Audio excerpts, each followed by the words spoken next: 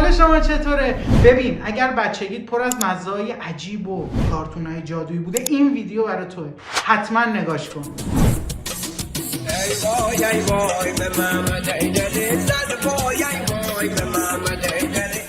این ویدیو 4 تا بخش جذاب داره که همه بخشای ویدیو نوستالژی قشنگ میبرد به خاطرات کودکیت، بچگیت، دوران وفولت همه چی. خیلی باحاله. بخش اول با خوراکی‌های نوستالژی، بخش دوم با ویدیوهای خیلی نوستالژی که مطمئنا همه باش خاطره دارن، بخش سوم هم کلا آهنگای نوستالژی، ولی بخش چهارم کلیپ‌های سمی نوستالژی اینستا. بریم ببینیمشون. بخش اول ویدیو خوراکی‌های نوستالژی که یادم طعمای بی‌نظیری داشتن. حالا ببینیم طعماشون همین شکلیه یا نه. من تونستم یه تعدادشون رو جور کنم از مغازه. بریم سراغ خوراکی اول. بستنی زمستونی. یه طعم بهشتی داشت اصلا. من خیلی دوست داشتم طعمشون. هنوز همون طعم میده یا نه؟ بوش که شبیه همون بوه. چرا اینقدر کوچیکه؟ خب ببینیم طعمش هنوز مثل اون موقع هست یا نه. بوی همون قدیمو میده. به خدا یادمه قشنگ بوی همون قدیما رو داره. طعمش دلت نخواد. ببین خیلی خوشمزه است. واقعا این طعم همون بچگیامو میده. قشنگ یادمه بچه بودم، فکر کنم 4-5 سالم بود. اون موقع مامانم میبردم مهد کودک، هر روز تو رو مهد کودک از اینا برام به خدا یادمه. التماسش میکردم مثل سگم یه فصل کتک میخوردم، ولی آخر یه دونه اینا برام میخرید. خیلی خوشمزه. برو بعدی بده. تمام تلاشم هم کردم واسه تون یه تیپ نوستالژی بزنم. البته نوستالژی من دهه 70 همین تیپ تقریبا مال دهه 60 حالا، ولی سعی کردم نوستالژی طور باشه مثل قیصر. خب بریم واسه خوراکی بعدی. ببینیم بعدی چیه؟ برگوش. اوه کی اینو یادشه؟ تو مدرسه حکم مواد مخدر رو داشت. بچه‌ها میومدن بین همدیگه رد و بدل میکردن.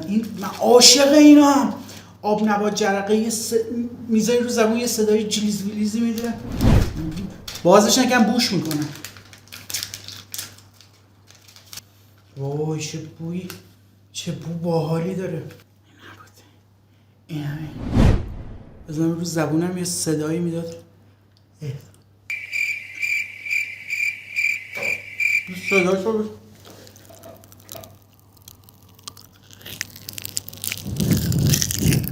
صداش میاد. واقعا طعم شتی داره. این جرقه‌هایی که رو زبون میزنن خیلی باحال. یادم زبونمون هم سبز میکرد، رنگی میگم. کیفیت قبلا رو نداره، فقط خیلی شیرینه. جرقه‌هاش هم کمه، ازش گرفتن. تو سرتون من از بیاد. نه پفک نمکی. قشنگ از زمانی که یادمه تو بازار بوده. هیچ موقع قدیمی نمیشه، ولی یه طعم نوستالژی رو هنوز داره.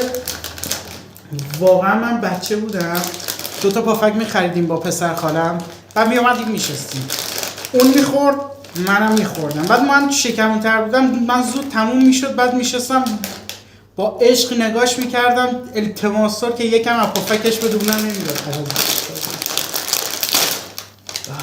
هنوز همین طعمو میده. اسکنیم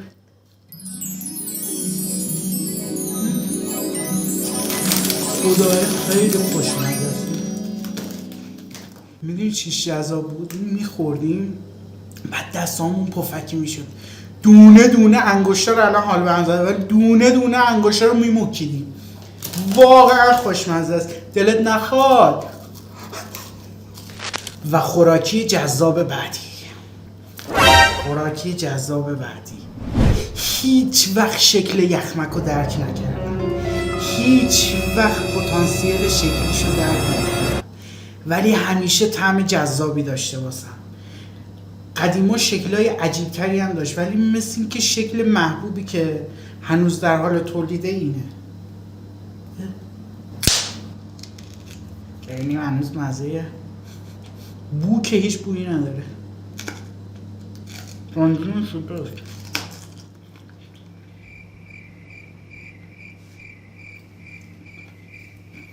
یه طعم شوره، نمیدونم طعمی چی، اصلا هیچ آب و نمک یه همچی طعمی رو میده، ولی واقعا قدیما یادم به خدا میخوردیم عشق میکردیم. نوستالژی کلاسیکیاش بخیر.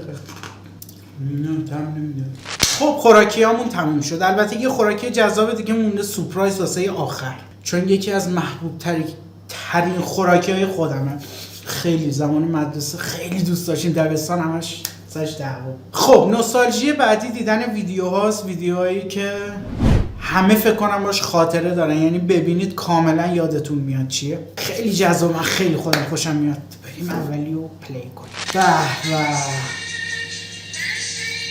یادش بخیر، هر روز فکر کنم دم غروب پخش میشد، یه حس عجیب افسردگی به بچهای بدبخت میداد. اصلا چی بودی؟ باز هم مرغ سر. ارمیا اولین با حجاب آکادمی گوگوش اون زمان که پخش میشد، خدایی چقدر همه چی خوب بود. یعنی همه جمع میشدیم میشستیم پا ماهواره، اجرای ارمیا و آکادمی گوگوش و خیلی خوب بود. یادش بخیر. چهارچنگولیه یادتونه؟ یعنی تمام فیلم ایرانی قدیمی ها تو پارتی هاشون یه سایه رو دیوار میدیدی و این حرکت. چهارچنگولی یکی از به نظر من خفن ترین فیلم ها بود اون موقع. یعنی بالای فیلم های قدیمی ها 70-80 بار میشستیم نگاه میکردیم، بیکار بودیم، نه اینستا بود نه ماهواره بود. یه فیلم میومد جواد رضویان توش، نه این کیه؟ الناز شاکر دوست، رضا شفیعی جمع، الناز شاکر دوست، میشستیم نگاه میکردیم عشق میکردیم.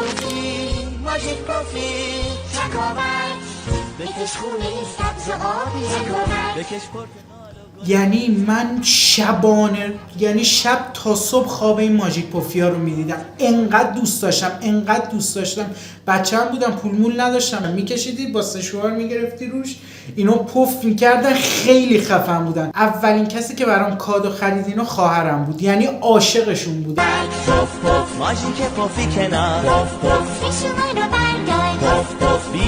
خرید روز تولد به من داد. ببین انگار دنیا رو بهم داده بودن عملا. خیلی خوشم اومد، خیلی بازوق اومدم، شروع کردم نقاشی کشیدن. 1 ساعت سشوار گرفتم روی نقاشی، آخر دیدم یکیشون پف نکرد. هیچ خوش میشد ماژیکا. کلا تر زد وسط خاطرات نوستالژی بچگی، ولی یادش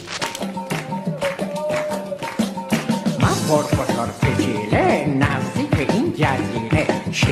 هر هفته جمعه میشستیم، صبح جمعه به عشق این بیدار میشدم که بشینم فتیله نگاه کنم. عاشقشم. تنها آهنگی که حفظم و به سبک‌های مختلف میتونم بخونمش، مثلا سبک شجریان. من پروفسور فتیله نزدیک این جزیره، شکسته شد قایقم و افتادم تو قبیله. ما دوتا اومدیم گاه باز بریم رینگا دوستی رینگا باز بریم رینگا. دوستی ما کوچک است اما یک جای کوچک. یکی از عجیب ترین کارتونا بود اون زمان.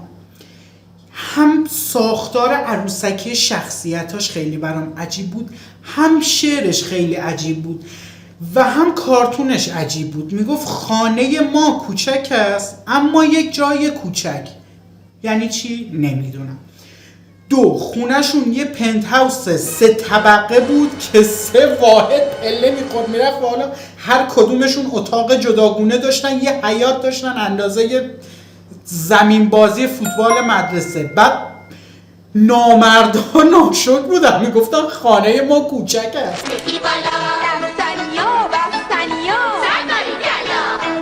خاله بهارا جدیدن دیدید رفته خارج، موفر کرده، خیلی هم خوشگل شده.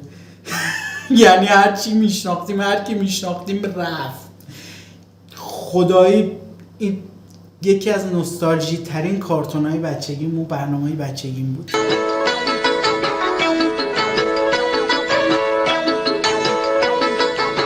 نون و پنیر و چای شیرین ساعت 9 صبح پای تلویزیون. اصلا بهش فکر کن یاد بیاد. آبی رو خیلی دوست دارم. اینجاست. سمترین برنامه بچگیام. یارو یه اسکل بود که آورده بودن گذاشته بودن جلو دوربین، یه دفترچه گرفته بود دستش، دائما میپرسید بچه‌ها به نظرتون تلویزیون کجاست؟ کجاست؟ من نمیبینمش. کجاست؟ ما هم کوچیک بودیم میزدیم تو سرمون پشتته بیراموز، پشتته نگاش کن، لامصب نگاه کن. کسی تلویزیون رو ندیده؟ آبی از آبی کمک میگیرم. آبی تلویزیون کجاست؟ آبی میامد از اون اسکلتر، ما هم میزنیم تو سرمون پشتته پشتته. یادتون باشه قبل از هر چیز باید چه این پنیر آبی درسته اون وقت میشه اولی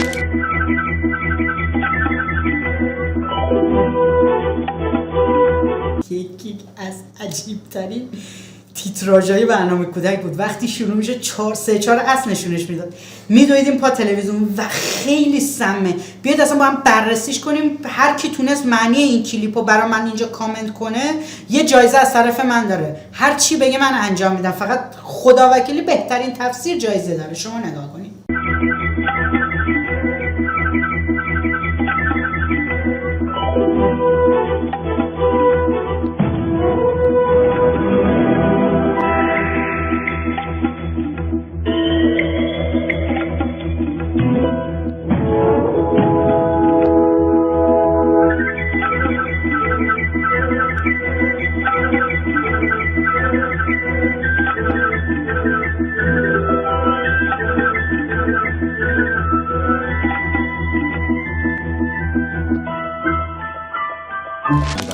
آدم بدبختی هست که اعتقادی به ارزش‌های انسانی نداشته، فقط امروز رو می‌بینه و غیر از لذت‌های مادی لذت دیگه. ناموسن یادتونه چه بازی میکردن با وجود ما؟ کلید اسرار. زار زار به پهنای صورت میشستیم واسه اینا تو ترکیه گریه میکردیم.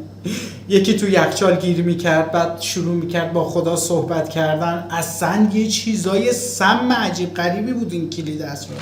خوش اومدی. کلاش بچگیم اومد. البته ببخشید عزیز. بفرمایید اینها بر کوچیکا و بزرگا. ما یه ظرفشویی داریم. بله ریکا بفرمایید. من دیگه این قورقوری جونش ندیدم. قورقوری جون نه. واقعا بوی جذابی داشت. مامانم میبردم همون. قشنگ یادمه منو بین دوتا پاهاش اینجوری قفل میکرد، یه کیسه به این پهنا میکرد تو دستش، 7 لایه وسط سینه منو میسابید که زیر دست و پاش بیهوش میشدم دیگه. آب داغم میریختن رو سرمون، تناز این شامپو قورقوری جون رو میریختن، یه بوی خوبی داشت. انقدر همومای اون موقع سخت بود، انقدر با مشتمال هموم میکرد. واقعا چرا مامانا اینجوری هموم میکردن؟ شما فکر کنم شاید برای شما هم اتفاق افتاده باشه. 3 لایه کیسه میکشید، 5 لایه لیف میکشید، 6 لایه شامپو میکرد تو چشمون، مثل سگم کتک میخوردیم گریه میکردیم. از همون که میومدیم بیرون 7 لایه لباس میکردن رو تنمون. انقدر اون همومه به ما بد میگذشت و سخت میگذشت که ما قشنگ 4 ساعت بیهوش میشدیم. بعد میگفتن بچه‌ها چرا از همون فرار میرن. کلاهی برای باران. اون زمان این فیلم‌ها خیلی جذاب بودن، خیلی فام بودن، کمدی بودن، ولی الان اگر بشینین نگاهشون کنیم واقعا خودت پرات میریزه چرا این فیلم‌ها رو به موقع میساختن دیگه.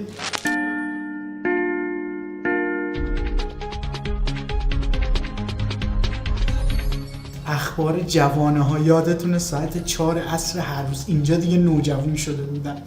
یادش بخیر واقعا. هیچ وقتم دوستش نداشتم. شما دوست شما. کی یادشه چی بود؟ شیر بود میدادن تو مدرسه، یه بوی جادویی داشت، یه طعم لذیذی داشت، خیلی خوب بود. قشنگ یادمه هیچ کدومشون رو نمیخوردم، همه رو میوردم خونه، مامانم ماست میکرد. بعد برای عید کارتون میدادم به بچه‌ها. الان نمیدونم تو مدارس هنوز از این شیر و خوراک تغذیه نمیدن، نه نه دیگه، اون زمان شیر میدادن، فقط شیر میدادن دیگه. ولی مامانم تعریف میکنه، میگه مثلا زمان ما سیب درختی، مثلا لوبیا خوراک، لوبیا میآوردن میدادن به بچهای دانش آموز. ولی الان که دیگه فکر نکنم، نمیدونم چرا شیر رو میدن تو مدارس. نمیدن؟ خب بخش جذاب ویدیوهای نوستالژی تموم شد. الان میخوایم بریم یه بخش جذابتر، بخش موزیکای نوستالژی که یادشون بخیر. گوشی‌های مثلا سونی اریکسون اون موقع خیلی مد بود. این موزیکا هم میذاشتیم رو اسپیکر میذاشتیم، بعد تو خیابون راه میرفتیم اینا رو گوش میدادیم، واقعا باحال بود. یادت چه ماهواره 24 اینا رو پخش میکرد، خیلی باحال بود.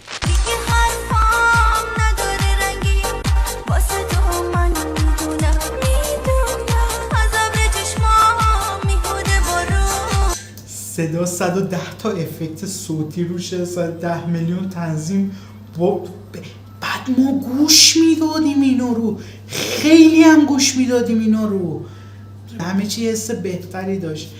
نمیدونم چرا حس میکنم اون زمان حال مردمم خیلی بهتر بود. الان هرچی میاد باز اون حس و حال قدیمو نداره، ولی اون موقع با همین چیزا خیلی کیف میکردیم. قبول داری؟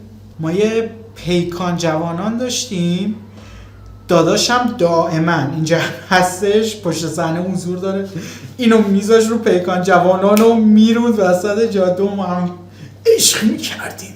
یه دنیا عاشقم من بدون که بشنه. بابام یه بار دیگه با این آهنگ عاشق مامانم شد، انقدر گوشش میداد، ریخته بودش روی CD 24 این پلی بود.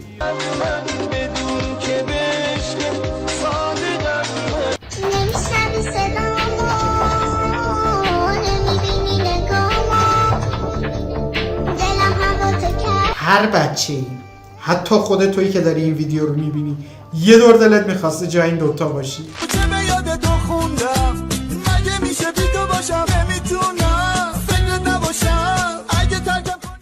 اسم این خواننده چیه؟ آرش. نه آرش اینو خونده مگه؟ نه این یه نفر دیگه است.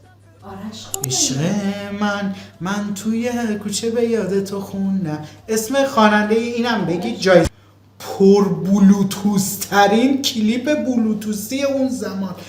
یعنی میگم گوشی‌های سونی اریکسون و این چیزا بود، نوکیا، مردم مادام قرمز و بلوتوث رو میذاشتن کنار هم، اینو میفرستادن میذاشتن و گوش میدادن. من آهنگ زنگ بابام بود، آهنگ زنگ خیلیا بود، تا گوشی‌ها زنگ می‌خورد وسط بیمارستان با این فلان یهو پلی میشد.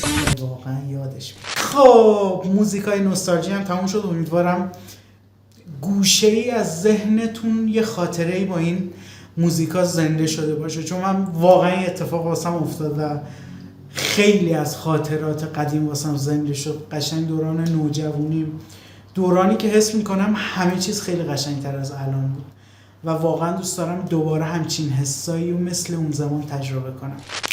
بریم واسه نوستالژیای اینستا. از اینجا به بعد دیگه جوون شده بودیم، اوایل اینستا شده بود، یه سری آدم ها اومده بودن، بلاگری و نمیدونم این چیزا تازه مد شده بود و یه مش خزوخیل اون زمان هم باز توی اینستا بودن. اگه یادتون باشه ترکیبی خورا نمیدونم فلان یه سری کلیپاشون اینجا براتون جمع کردم با هم دیگه ببینیم، ریاکت بریم. اون پشتم داره یخمک منو میخوره. چرا ولم نمی‌کنی؟ چرا نمیذاری راحت باشم؟ ولکنم به چشات اتصالی کرده، خراب شده. چشام چیکار کرده؟ چشات درست همون کاری رو با هم کرد که جمهوری اسلامی سال 58 با سفارت آمریکا کرد. نکن این کارا رو، من زنم، میشنوم، باور میکنم، عاشق میشم، بعد اگه نباشی میمیرم. یادتونه؟ فکر کنم 99% دخترها یه دور رو این کرای زدن. مردنی که اتفاقی باشه بخشی از طبیعته.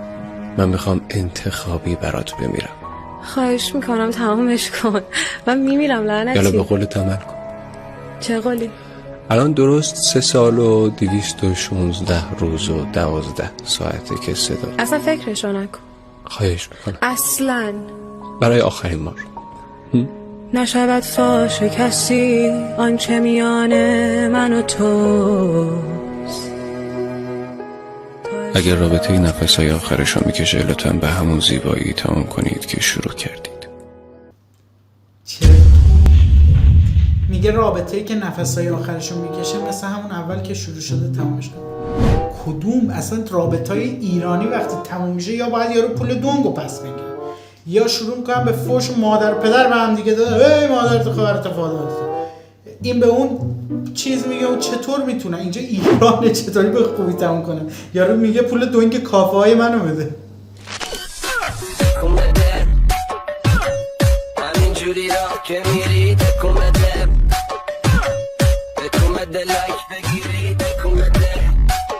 این استا رو باز میکردیم 20 دفعه از این روی کلیپ ها نگاه میکنم. بنده خدا هم گرفتن، نمیدونم الان آزاد شده، فعالیت داره هنوز تو این اینستاگرام، نمیدونم. اوه چقدر دندوناش قشنگ شده، قشنگ. کی اینا رو یادشه؟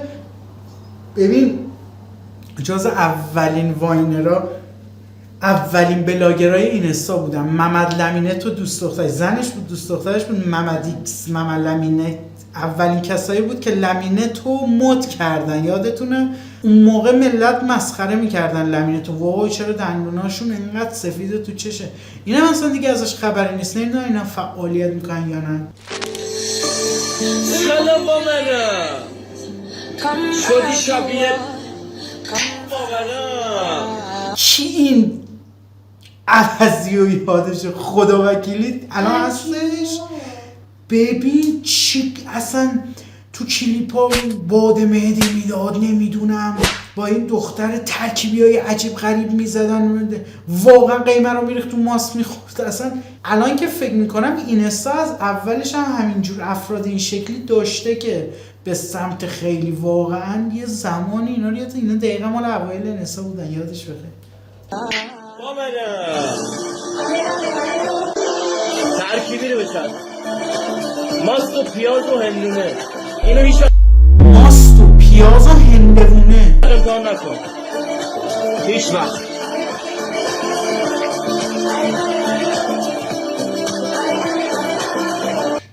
خاک تو سرت. چطوری جون دل؟ برقراری عزیز؟ سر کیفی؟ چطوری جون دل؟ برقراری عزیز؟ سر کیفی؟ فکر میکردم اومده چک نخ کنه بعد ما رو به عرفان نزدیک. نمیدونم الان فعالیت، فکر کنم هنوز فعالیت میکنه. یه فازای عرفانگونه و تشکر از خدا و اینا داشت، باحال بود. من یه زمانی فالوورش بودم، یادش بخیر. سم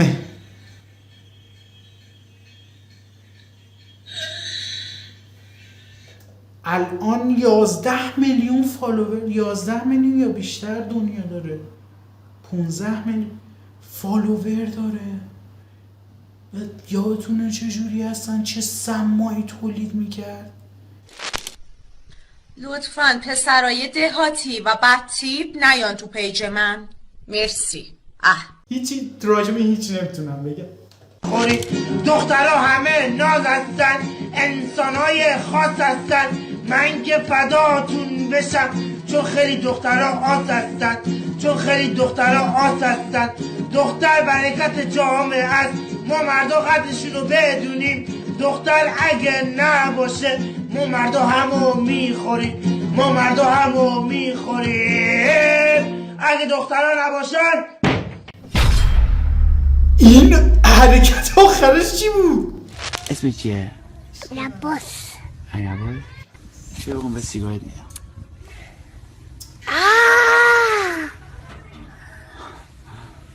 من بلد نیستم.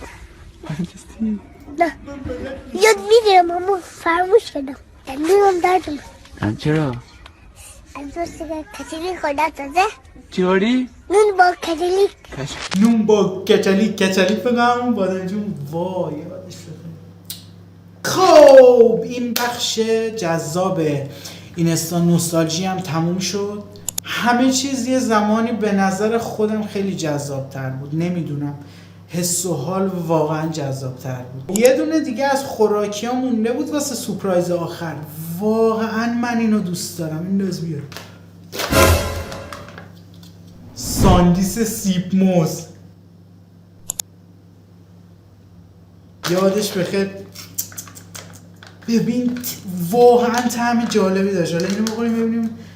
نیم که نداریم، مجبوریم حالت مدرسه که میدویدیم اینو میگرفتیم دست، 200 نفر هم پشتمون میدوید که اینو از همون میگیریم. ببخشید بخوریم ببینیم همون طعم سیب موز قدیمون داره یا نه. یه سون مگه موز آب داره؟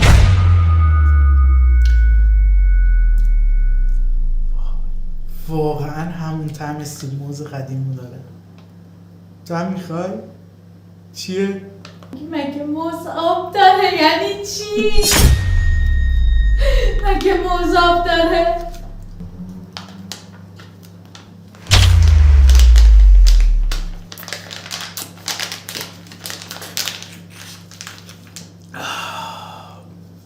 جاتون خالی، خیلی خوشمزه بود. خدا وکیلی این هنوز همون موقع رو میدون. هر جا شده بگردید پیدا کنید بگیرید بخورید. خیلی خوشمزه بود. اینم از این. نوستالژی یه پل بین حال و گذشته است. یادمون میاره که چقدر خاطراتمون ارزشمندن. ماچ به کلتون، شاد باشید. مادر من تو یاری و یاور من،